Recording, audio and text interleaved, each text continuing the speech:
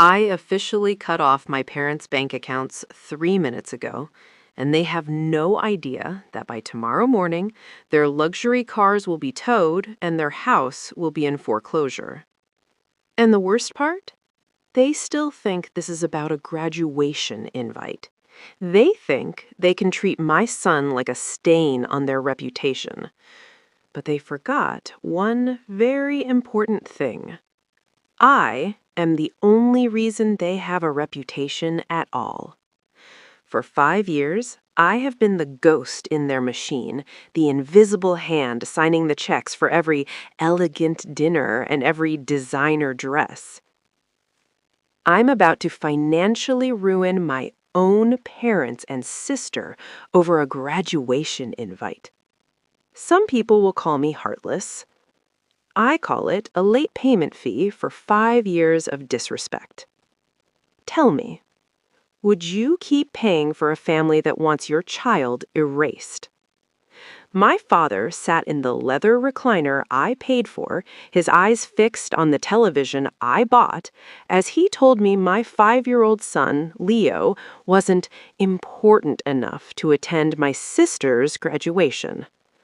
"The boy is a distraction, Vanessa," he said, waving a hand dismissively.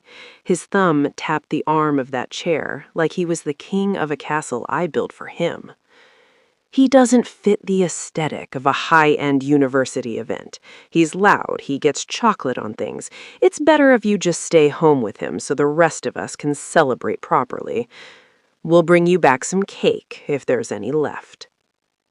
My mother didn't even look up from her tea.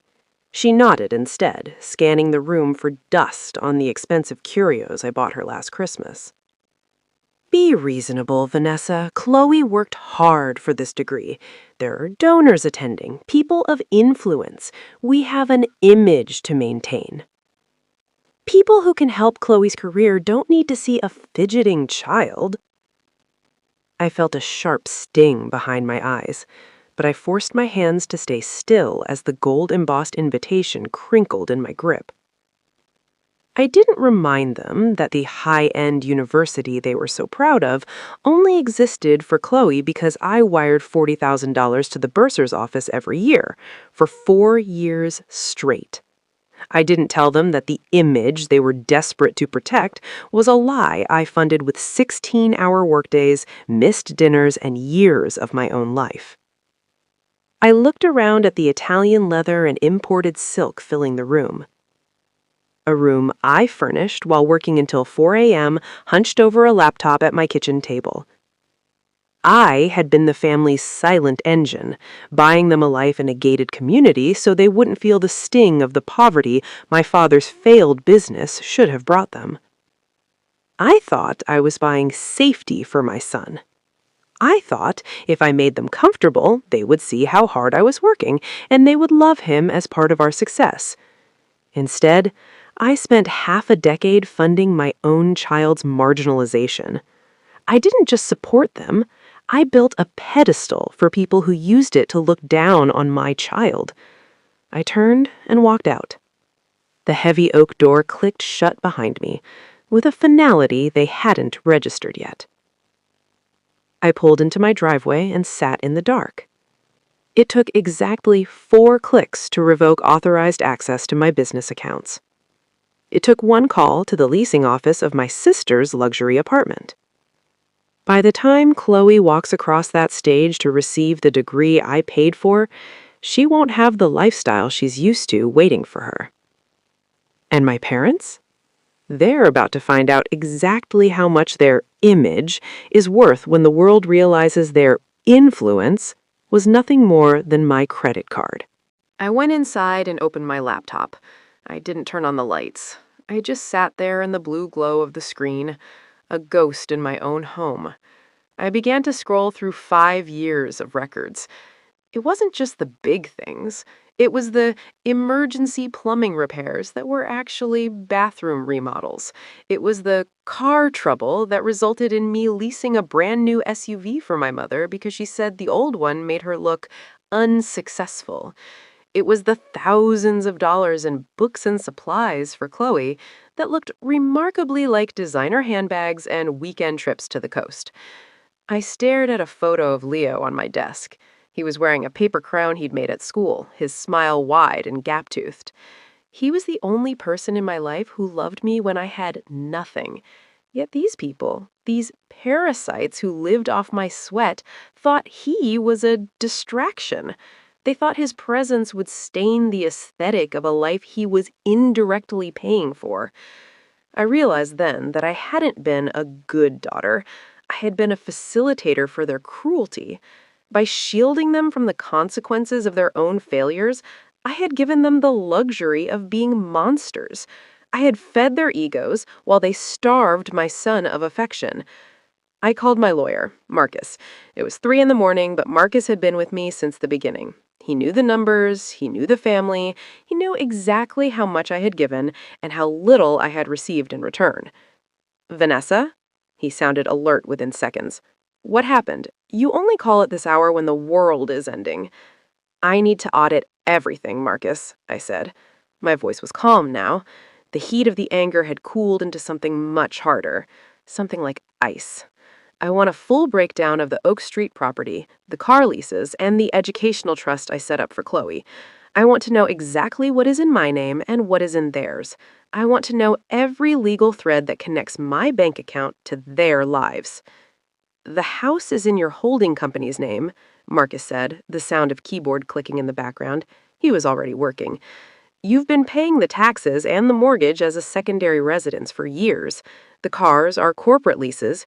The trust, well, the trust is discretionary, Vanessa. You're the sole grantor. You have total control over the distributions. Good, I said. I want to initiate a transfer of equity on the Oak Street house immediately. I want it listed for sale by Monday. I don't care if the market is slow. Price it to move. And the corporate leases? I'm terminating them. I'll pay the early exit fees. Tell the dealership to send the recovery team to the gated community on Tuesday morning, and I want those cars off that property. Marcus was silent for a long time.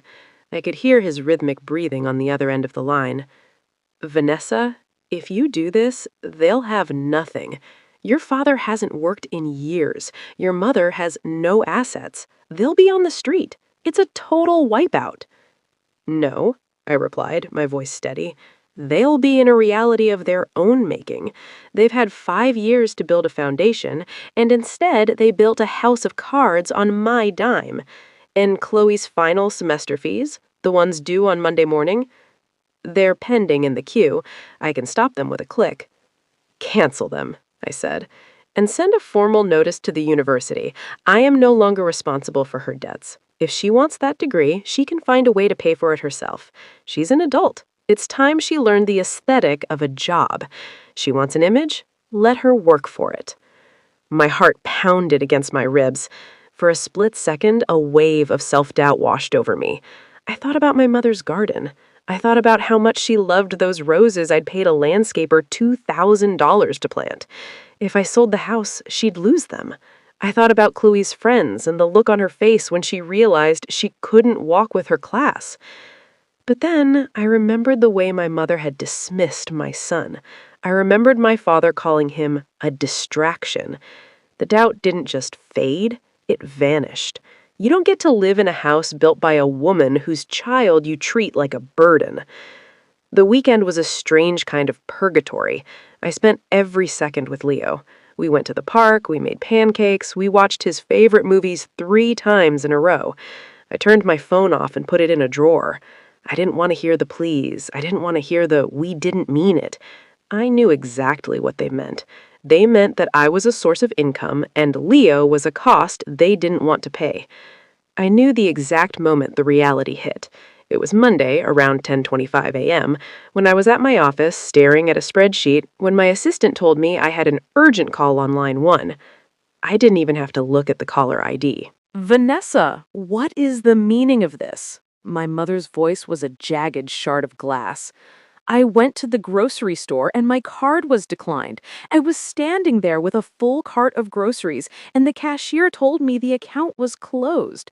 Then the bank called about the mortgage. They said the payment was reversed. I had to leave my groceries at the counter, Vanessa. The manager had to walk me out. The embarrassment. I've never been so humiliated in my entire life. I sat back in my chair, looking out the window at the city I had conquered while they slept. The humiliation of a declined card is nothing compared to the humiliation of a mother being told her child isn't important, Mom. You were worried about an image?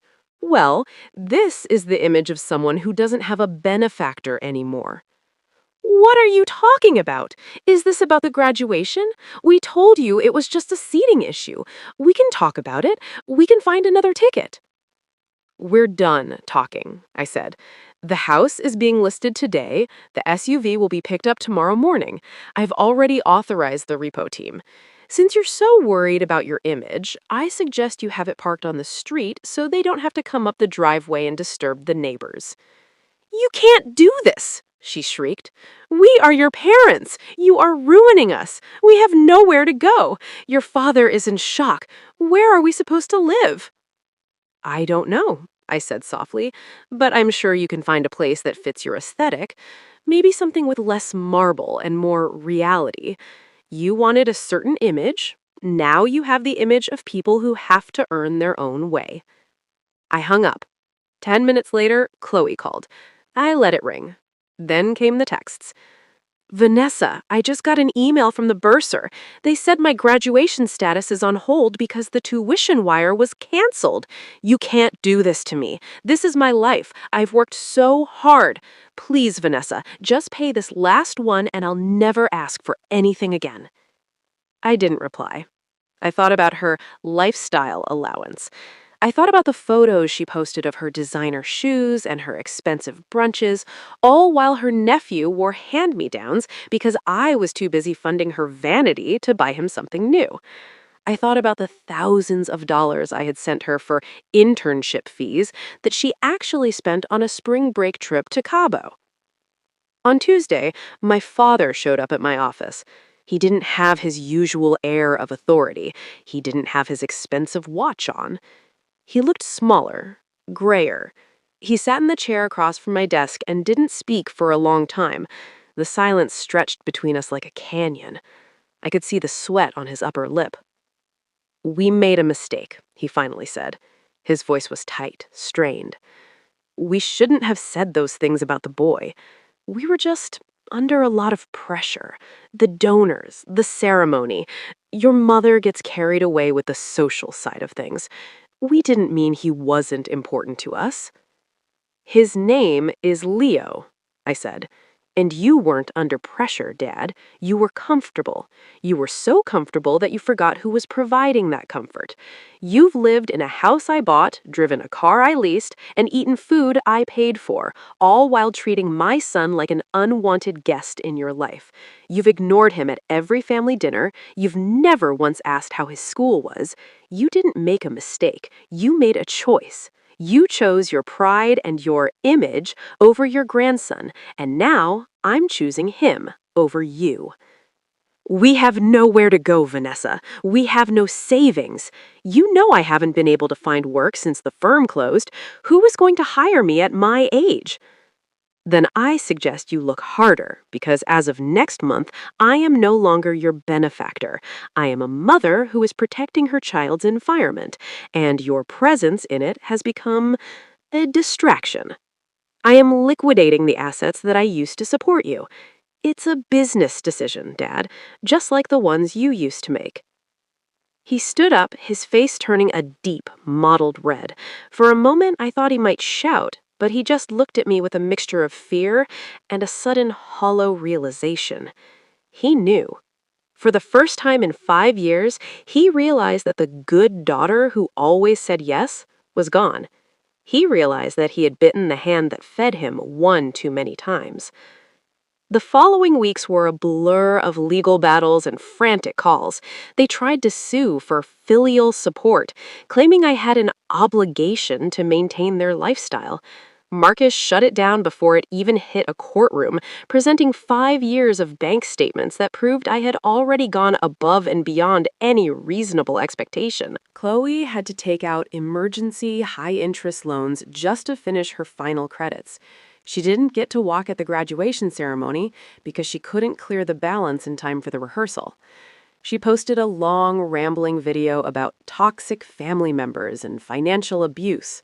But the comments were mostly from people asking why a 22-year-old was still relying on her sister for a lifestyle she couldn't afford. The influencers she had been so desperate to impress disappeared the moment she couldn't afford the brunch bill. The day of the actual ceremony arrived. I didn't go. I didn't even look at the photos online. I didn't need to see the empty seat where I should have been. Instead, I took Leo to the zoo. We spent the day under the sun, watching the lions and eating popcorn. He was so happy, his laughter ringing out across the walkways, completely unaware of the war that had been fought in his name. He was the most important thing in the world, and for the first time, my life reflected that. I wasn't checking my email. I wasn't worrying about a mortgage payment for a house I didn't live in. I was just there.